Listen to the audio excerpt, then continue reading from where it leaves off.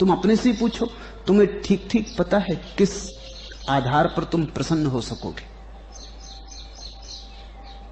अगर तुम ईमानदारी से सोचोगे तो तुम खुद भी विभूचन में पाओगे कि मुझे भी ठीक ठीक पता नहीं कि क्या होगा जिससे मैं खुश हो सकता हूं। न तुम्हें पता है न दूसरे को पता है। लोग तो कोई भी बहाने खोजे चले जाते हैं, कहते हैं अच्छा मकान होगा तो खुश हो जाएंगे। ये सिर्फ टालना है, ये सिर्फ अपने को समझाना है। फिर अच्छा मकान भी हो जाता है लेकिन दुख में कोई अंतर नहीं पड़ता। छोटे मकान में दुखी थे, अब बड़े मकान में दुखी हो जाते। धन नहीं था तो दुखी थे, धन होता है तो दुखी हो जाते। ऐसी जिंदगी सरकती रहती। मेरे देखे सुख के लिए कोई भी कारण नहीं। तुम्हें बहुत कठिन होगा यह समझना। कोई भी किसी कारण से सुखी नहीं होता। जो सुखी होना चाहता अकारण सुखी होता है। वो कहता बस हमने तय कर लिया सुखी होंगे। फिर झोपड़े में भी सुखी होता है, महल में हो जाए तो महल में भी सुखी होता है। उसने तय कर लिया। सुख एक निर्णय है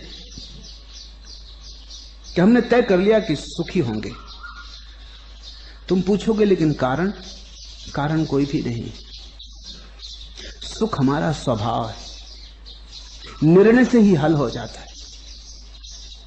दुख तुम्हारा निर्णय, सुख भी तुम्हारा निर्णय। तुम जरा मेरी बात मान के भी चल के देखो। तुम तय कर लो कि 3 महीने सुखी रहेंगे, फिर देखेंगे, बाद में सोचेंगे। 3 महीने एक प्रयोग कर लें कि निर्णय से सुखी रहेंगे। कुछ भी हो जाए हम अपने सुख को न खोएंगे, पकड़ लेंगे, बार बार पकड़ लेंगे। छूट जाएगा हाथ से, फिर खोज लेंगे, फिर पकड़ के संभाल लेंगे। 3 महीने बिना कारण सुखी होंगे। तुम फिर कभी जिंदगी में दुखी ना हो सकोगे, क्योंकि एक बार भी तुम्हें क्षण भर को भी ये पता चल जाए कि अकारण सुखी हुआ जा सकता है। सुख स्वभाव है, उसके लिए किसी कारण की कोई भी जरूरत नहीं। वो तुम्हारे भीतर बजता हुआ सितार है, बज ही रहा है। तुमने तरकीबों से अपनी आंखें और कान बंद कर लिए। तुमने व्यर्थ की शर्तें बिठा रखी कि ये शर्तें पूरी होंगी तब मैं सुखी होऊंगा। शर्तें पूरी हो जाएंगी, तुम पाओगे फिर भी सुखी नहीं हुए, मन नई शर्तें बना लेगा। तो एक वही केवल सुखी होता है इस जगत में जो अकारण सुखी होता है। 2, दूसरे को सुखी करने की कोई सुविधा नहीं है।